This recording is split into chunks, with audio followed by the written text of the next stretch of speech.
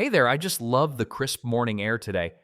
You know that feeling when everything just seems fresh and full of possibility? Absolutely. And that's exactly what we're all about here on Blue Mountain Morning. I've got my coffee ready, and I'm excited to share some really interesting stories we've found today on this beautiful Monday morning. Yeah. And you know what I love about our morning chats? We take all that overwhelming news out there and, well, we make it feel a bit more manageable, right? That's exactly it. And speaking of manageable, we've got some fascinating updates to share today that I think our listeners will really connect with. So, first up today, there's this really interesting development about those mysterious drone sightings that's been getting a lot of attention. Majorca's just came out and said there's no evidence of foreign involvement in these mass drone sightings. Yeah, this is actually pretty significant. There's been a lot of concern and speculation about these drones, especially in New Jersey, and now we're getting some clarity from Homeland Security officials. What's really catching my attention is how Republican lawmakers are pushing for more investigation into this. They want federal officials to take a deeper look, right? Exactly. And speaking of international developments, there's also some potentially hopeful news coming out of Syria today. The mother of Austin Tice, he's that American journalist who's been missing there since 2012. She's expressing some optimism about recent developments. That's actually really moving. Can you tell us more about that? Of course. So she's saying that a recent case of another American being found in Syria might be like a rehearsal for her son's return. It's giving families of other Americans held overseas some renewed hope. I feel like these stories really remind us how global events directly impact American families, you know? Absolutely. And it's worth noting that both these situations, the drone sightings and the Syria developments, they really highlight how interconnected our domestic and international security concerns are becoming. Now, let's dig deeper into these drone sightings because, honestly, this is something that's affecting communities across America in ways we might not expect. Yeah, and what's really fascinating is how this isn't just a coastal issue anymore. I mean, we're seeing reports from suburban neighborhoods, rural areas, places where people never really had to think about this kind of thing before. I noticed there's been some pretty significant economic impact too, like airports having to adjust their operations, right? Absolutely. It's not just about the immediate security concerns. These sightings are affecting everything from local law enforcement resources to how businesses operate. I mean, think about delivery companies that use drones legitimately. They're really having to navigate some tricky waters now. Oh man, I hadn't even thought about that angle. And here's what's really interesting. We're seeing this sort of ripple effect into everyday life. Like, people are becoming more aware of their surroundings. Communities are creating neighborhood watch programs specifically for drone activity.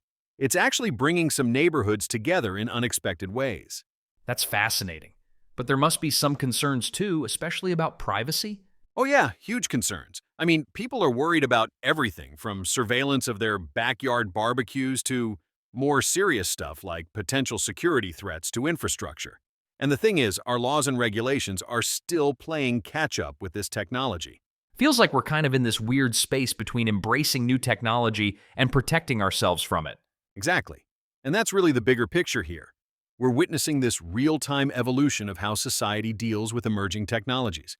It's kind of like when cars first became common and cities had to figure out traffic laws, Just, with more flying objects. You know what? With all this serious news, I've got something that'll definitely lift our spirits. There's this amazing story coming out of Denver that it really shows the best of what people can do. Oh yeah, I heard about this. The fantasy flight to the North Pole, right? That's the one. So get this, Denver International Airport basically transformed part of their terminal into this magical North Pole scene for kids. We're talking full-on winter wonderland. And these aren't just any regular flights, right? There's something really special about the kids who get to experience this. Yeah, that's what makes it so touching. These are kids from local communities who might be going through some tough times, and the whole community just came together to create this incredible experience for them. The level of detail they put into this is it's amazing. Like, the kids actually get boarding passes, go through security, and board a real plane. And when they land, which, they never actually take off, but the kids don't know that, they enter this completely transformed space. There's snow, decorations everywhere, actual elves. Don't forget about Santa. Oh my gosh, yes. And you should see their faces when they meet him. Just Pure magic. You know what really got me? One of the volunteers mentioned that some of these kids have never even been to an airport before, let alone experienced anything like this. It really shows how something like this can bring an entire community together. You've got airline staff, airport employees, local businesses, all volunteering their time. And in times like these, seeing people come together to create a little magic, it just reminds you of what's possible, you know? Sitting here and reflecting on everything we've talked about today, I can't help but think of the redwood forests out in California. Those ancient giants, what made you think of them? Well, those trees have stood there for hundreds, sometimes thousands of years. They've weathered storms, droughts, fires, and yet they're still standing, still growing. And here's the really amazing thing. They don't do it alone. Right, their root systems are all connected, aren't they?